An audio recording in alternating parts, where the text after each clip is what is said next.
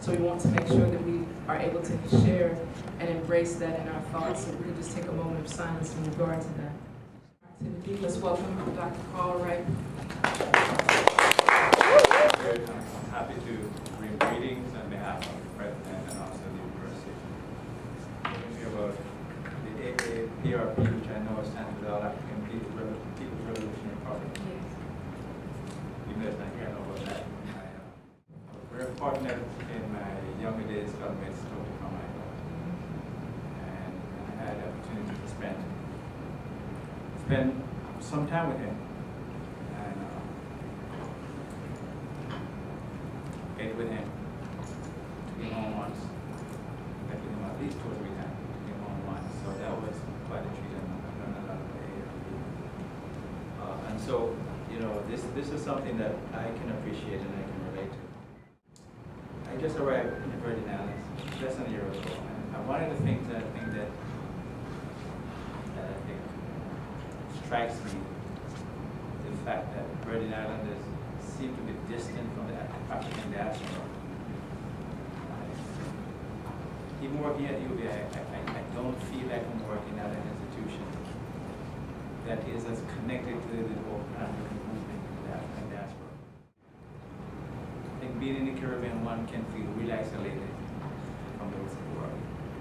So I'm happy to see this program going on here. I've been on the continent 3 times, west, north, and south. And I felt that my trip to South Africa 4 years ago and to Egypt 4 years ago were perhaps some of the most important trips I've ever taken. You know, I've had friends from the continent for many, many years, through college days. But having gone to Africa, like I did, several times, really, I consider it to be life-changing. You know, going to South Africa, went to Robben Island, and stepping in Mandela's jail cell, went to Soweto, Johannesburg, Victoria, and some of the townships outside of Cape Town, Atlanta, and seeing where the man working on it. If this program, if this African Liberation Days program, if these things can get young people or people to connect with the African diaspora, I think this will be a great thing.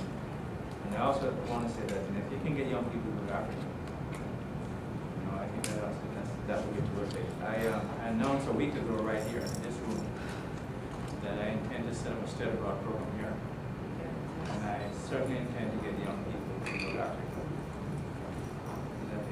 Kids who leave the Virgin Islands and travel abroad, but particularly those who go on the African continent, north, south, east, and west, and seeing how African people change their lives.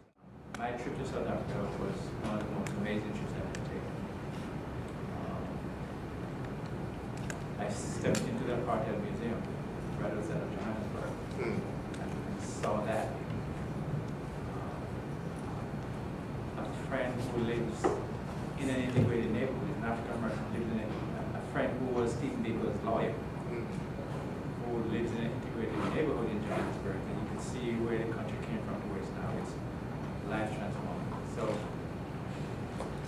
salute you. I wish you all a good program. I'm sorry the weather is as bad as it is. Long live Africa. Thank you very, very much, Dr. Wright. And just on a side note, we just had some students from Central High School just come back from a journey, an educational journey from the Anthropology Club, and they traveled to Ghana. So I'll make sure to send them to you. Thank you very much.